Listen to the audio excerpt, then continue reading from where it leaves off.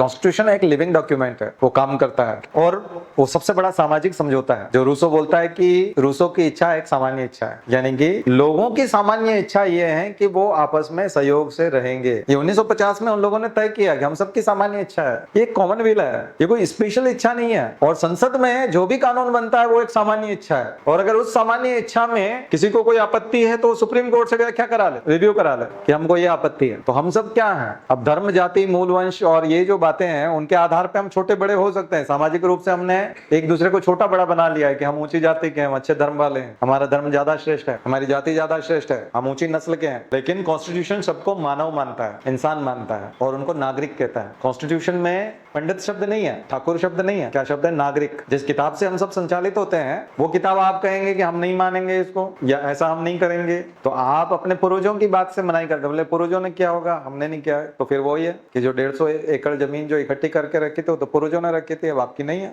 आपके दादाजी ने खरीदी थी ना। तो आप कहेंगे नहीं 1950 में जो व्यक्ति जीवित था उसने उस समझौते में सामान्य इच्छा उसकी रही होगी। आज हमारी ये सामान्य इच्छा नहीं है, हमारी थोड़ी इच्छा अलग है। नहीं, संयुक्त परिवार में जो लोग रहते हैं तो वो जानते होंगे वहाँ एक व्यक्ति की इच्छा नहीं चलती। संयुक्त परिवार में यदि 40 व्यक्ति हैं और वहाँ कुछ डिसीजन होता है तो बहुमत से होता है, या फिर जो डोमिनेट करता है, जो व्यक्ति हमेशा डिसीजन लेता रहता है वही लेता है और सब लोग उसको फॉलो करते हैं। तो जब आप 20-25 लोगों वाले परिवार में अपनी इच्छा के अनुसार काम नहीं कर सकते तो ये 125 करोड़ वाला परिवार है जिसमें एक सामाजिक समझौता हुआ है और उस सामाजिक समझौते के तहत हम रहते हैं। तो इसमें आप अपनी अपनी इच्छाएं, व्यक्तिगत इच्छाएं कैसे थोप सकते हैं? मुझे लगता है कि जो कॉमन विल है और सामूहिक इच्छाएं हैं वही संविधान के माध्यम से एक्सप्रेस होंगी और फिर प्रशासन उसको एग्जीक्यूट करेगा। तो सामूहिक रूप से प्रयास किए जा सकते हैं, आंदोलन किए जा सकते हैं, ज्ञापन दिए जा सकते हैं, सब कुछ किया जा सकता है क्योंकि ये टूल है। किसी भी लोकतंत्र में कानून बनवाने के लिए आपकी व्यक्तिगत इच्छा को यदि सामूहिक इच्छा बताना है तो आपको सामूहिक प्रदर्शन करना होंगे, समूह इकट्ठा करना पड़ेगा और बताना पड़ेगा कि इसके पीछे कलेक्टिव कॉन्शियसनेस काम कर रहा है। इतने लोग चाहते हैं कि ऐसा हो, तब प्रजातंत्र को वो प्रभावित करे,